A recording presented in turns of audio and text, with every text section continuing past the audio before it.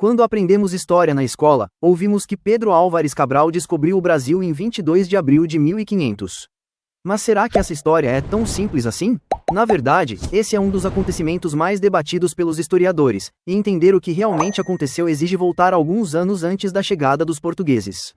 No final do século XV, Portugal era a maior potência marítima do mundo. Enquanto outros reinos ainda concentravam seus esforços em guerras na Europa, os portugueses investiam em tecnologia naval, cartografia e navegação.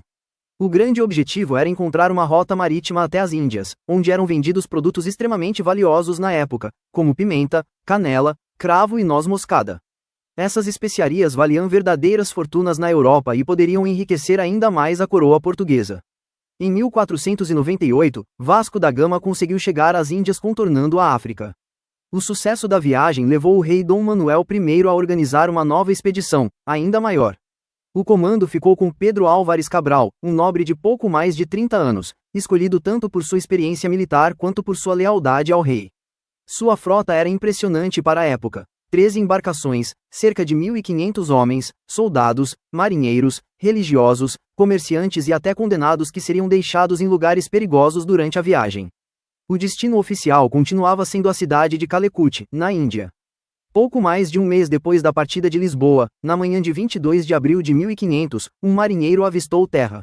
Era um monte alto que recebeu o nome de Monte Pascoal, porque a descoberta aconteceu durante o período da Páscoa.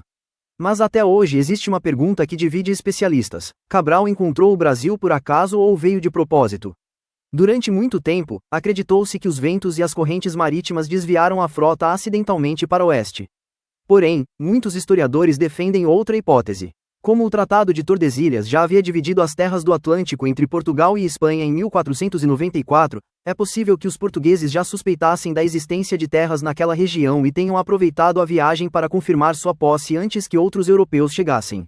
Até hoje, nenhuma das duas teorias conseguiu ser provada de forma definitiva. No dia seguinte ao avistamento, os portugueses desembarcaram e tiveram os primeiros contatos com os povos indígenas que habitavam o litoral. Os relatos mostram que o encontro foi inicialmente pacífico. Os indígenas observavam as roupas, as armas e os objetos europeus com curiosidade, enquanto os portugueses se impressionavam com a aparência, os costumes e a organização daqueles povos.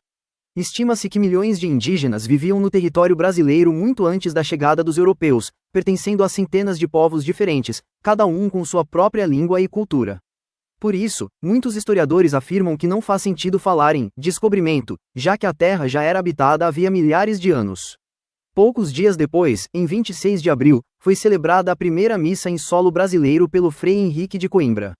Em seguida, Pero Vaz de Caminha escreveu uma longa carta ao rei de Portugal descrevendo tudo o que havia visto: a paisagem exuberante, os habitantes, os animais e as possibilidades econômicas daquela terra.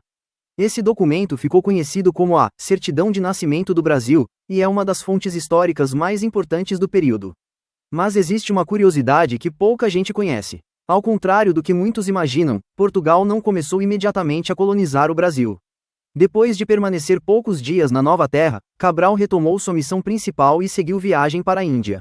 Durante cerca de 30 anos, a coroa portuguesa deu pouca atenção ao território brasileiro, limitando-se principalmente à extração do pau-brasil por meio do escambo com os indígenas. A colonização organizada só começou décadas depois, quando Portugal percebeu o interesse de outros países, especialmente a França, pelas terras recém-encontradas. Hoje, mais de 5 séculos depois, o dia 22 de abril continua sendo lembrado como um marco da história do Brasil. Mas a forma de interpretar esse acontecimento mudou bastante. Para alguns, foi o descobrimento. Para outros, foi apenas a chegada dos portugueses. Há quem prefira chamá-lo de achamento, encontro de mundos ou até invasão.